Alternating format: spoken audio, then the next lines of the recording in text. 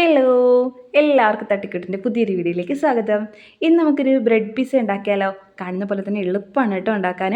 Bread മുട്ടയിലേക്ക് ഇങ്ങനെ മുക്കിയതിന് ശേഷം butter തേച്ച പാനിലേക്ക് ഓരോന്നായിട്ട് ഇങ്ങനെ വെച്ച് കൊടുക്കുക കേട്ടോ. മുട്ടയിൽ ഇങ്ങനെ ബ്രെഡിൻ്റെ സൈഡ് മുക്കി വെക്കുന്നത് എന്തിനാന്ന് വെച്ചാൽ ബ്രെഡെല്ലാം കൂടി നന്നായിട്ട് ചേർന്നിരിക്കാൻ വേണ്ടിയിട്ടാണ്. ചിലപ്പോൾ നമ്മൾ എടുക്കുമ്പോഴത്തേക്കും അങ്ങനെ ചെയ്തില്ലെങ്കിൽ ഇളവിപ്പോവും.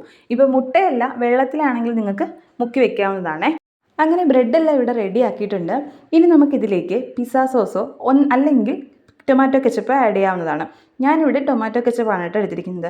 ഏതായാലും നന്നായിട്ട് ബ്രെഡിലേക്ക് തേച്ച് കൊടുക്കണം.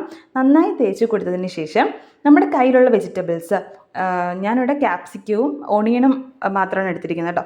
ഇതിലിനി ക്യാബേജും കൂടെ വേണമെങ്കിൽ നിങ്ങൾക്ക് ഇതിനകത്ത് ആഡ് ചെയ്യാമേ. ഇനി ഈ വെജിറ്റബിൾസ് എല്ലാം ഇട്ടതിന് ശേഷം 2 മുട്ട ചിക്കിയതും കൂടി ഇടാം. ഇനി ചിക്കൻ ഉള്ളവർക്ക് ചിക്കൻ പൊരിച്ചിട്ട് നമുക്കിതിനകത്തേക്ക് ആഡ് ചെയ്യാവുന്നതാണ്. ഇനി ഇതെല്ലാം ചെയ്തതിന് ശേഷം 4 ബ്രെഡിലേക്ക് 4 ചീസ് വെച്ചതിന് ശേഷം ചില്ലി ഫ്ലെക്സും കൂടെ ആഡ് ചെയ്ത് ഒരു 5 to 10 മിനിറ്റ് അടച്ച് വെച്ച് വേവിക്കാം. ഇങ്ങനെ അടച്ച് വെച്ച് വേവിക്കുന്നത് ചീസ് ഒന്ന് മെൽറ്റായി വരാൻ വേണ്ടിയിട്ടാണ് കേട്ടോ.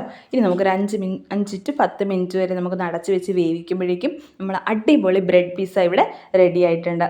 അപ്പോൾ എല്ലാവരും ട്രൈ ചെയ്ത് നോക്കിയിട്ട് ഫീഡ്ബാക്ക് അറിയിക്കണം. ഈ ഒരു ചെറിയൊരു വീഡിയോ എല്ലാവർക്കും ഇഷ്ടപ്പെട്ടെങ്കിൽ സബ്സ്ക്രൈബ് ചെയ്ത് സപ്പോർട്ട് ചെയ്യാൻ മറക്കല്ല കേട്ടോ. അപ്പോൾ മറ്റൊരു വീഡിയോയിൽ കാണുന്നവരെ ടാറ്റാ.